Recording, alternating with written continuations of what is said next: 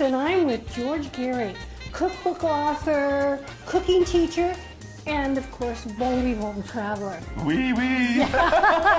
So we're going to be doing these wonderful sauces today from your book. Tell me a little about your book. Well, 500 sauces, salad dressings, marinades, and more. And I was sick and tired of looking at all these strange ingredients that I couldn't figure out what they were in sauces. So I took the whole condiment aisle, the whole pasta sauce aisle, the salad dressing aisle, and put it into one book, and you don't have to pay for all that stuff, but you don't know what it is. Yeah. We're going to start with a barbecue sauce, an all-American barbecue sauce. All-American. So how do we start? Should I turn on the fire? Yeah, turn on the fire. So a little oil in a saucepan? Oil. Just some olive oil. Works Okay. well. All right. And we're going to take onions. Right, looks like those are in a rough chop. A rough chop. Just rough chop. Chop Right. it up. You could put it in your food processor and chop it up a little bit. All right. And you're going to stir that until it's translucent. Right. About 3 minutes. We don't want them to caramelize. So just a little translucent. If they start to turn brown a little bit, we'll...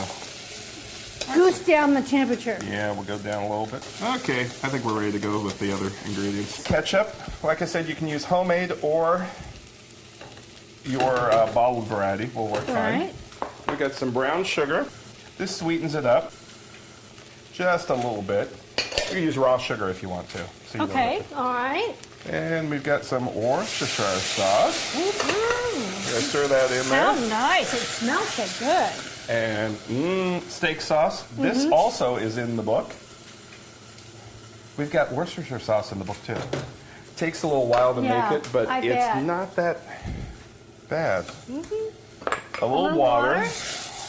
And then we have some apple cider vinegar. Right. And a little bit of kick of hot pepper sauce.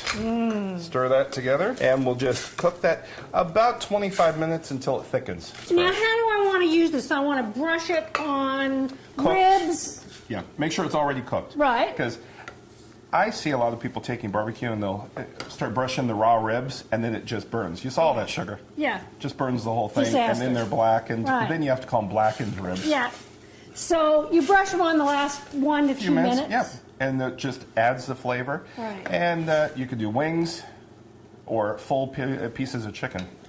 Works really well. So that'll just thicken up. So about 15 to 20 minutes? Yep, and it thickens up. Let's do another sauce. All right, let's go for it. All right, George. Sauce number 2. Vodka? This is my favorite sauce whatsoever. I bought vodka sauces in bottles and it just doesn't taste right. Maybe they don't put vodka in it. I don't know. But this just has a really great flavor, a fresh taste. You use fresh sage from your garden if we live in California. And it's just a phenomenal sauce. Butter and olive oil. So we're going to melt those two things. And while that's melting down, we're going to saute just a little bit of onions, not a whole lot. Right. You don't want the onion to burn, and you don't want the garlic to burn, or you're going to have a bitter taste. Here's our vodka.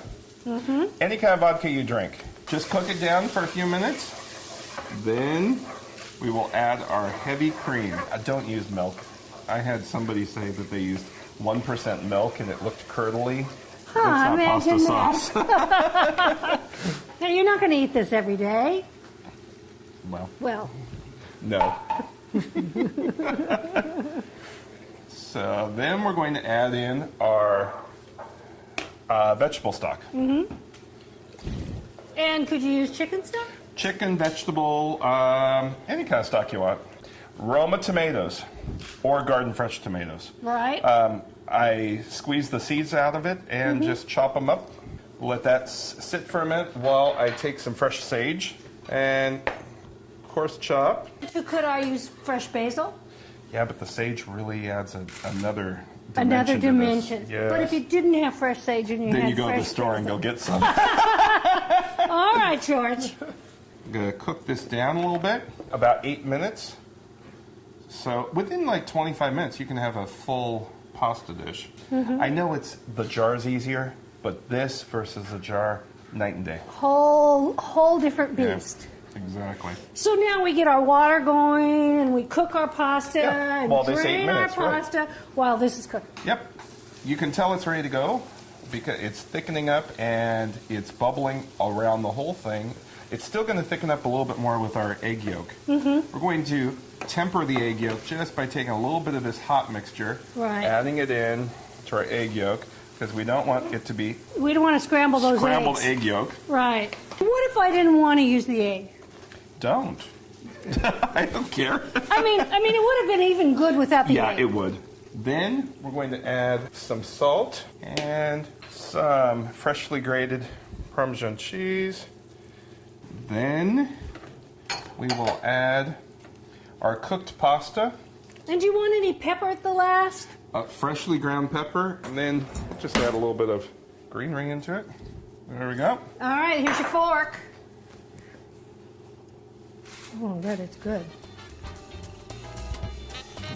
I'll walk an extra mile. I Okay. promise. Promise. George, thank you so much. Thank you. Great working with that.